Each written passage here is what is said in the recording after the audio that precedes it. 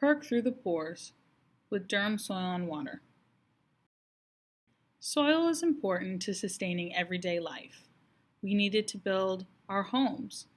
Soil can be used to make materials that make our homes like brick and glass. We also need soil to grow trees and restore forests that provide us with clean air. We need soil to feed and raise livestock so that we can have some of our favorite meals. And of course, we need soil to grow produce and fibers too. We wouldn't have our soft cotton t-shirts without soil. But what is soil made of exactly? Well, there's part of the soil that's solid, about 45% minerals and about 5% organic material, which is just a nice way of saying dead plant and animal matter. Then there's pore space. Pore spaces are the pockets of water and air between minerals and organic matter.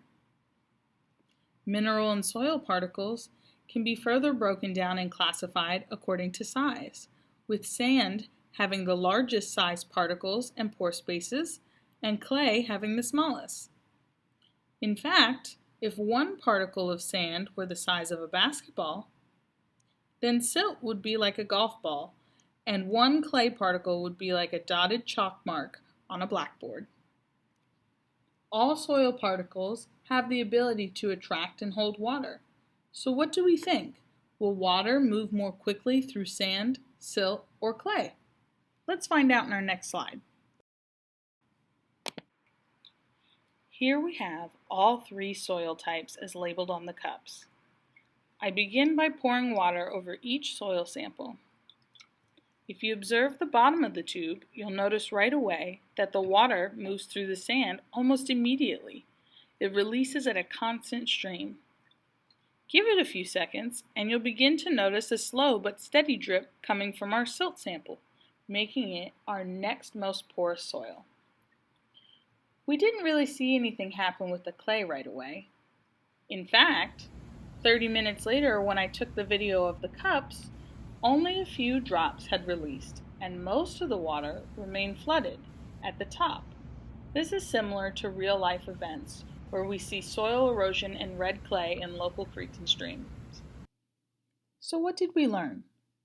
We learned that water moves more quickly through sandy soils because of the large pore spaces between each particle, and that a predominantly clay-type soil will attract water and absorb it like a sponge. And if the water running across this type of soil is too fast, we see excessive runoff, which can often cause flooding and soil erosion. Therefore, you might see your neighborhood creek as a brownish-red color the day after a heavy rainstorm.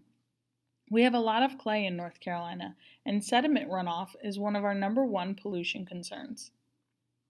The porosity of the soil, or the available pore space of a soil, determines how quickly water will move through the soil. Some of the water is held by the soil particles, and gravity pulls the rest of the water, called free water, downward. The water held by the soil particles is removed by plants for plant use. Along with farmers, city and town planners are concerned with soil texture and porosity as well. A heavy clay soil can crack a building foundation because it shrinks and swells. Soil type is an important consideration in the location and size of septic systems and landfills as well. Percolation and other soil tests help city and town planners and builders understand the soil types. From these tests, they can learn if there's too much clay or too much sand in the soil. And if they have negative soil conditions, the builders can adjust their plans accordingly.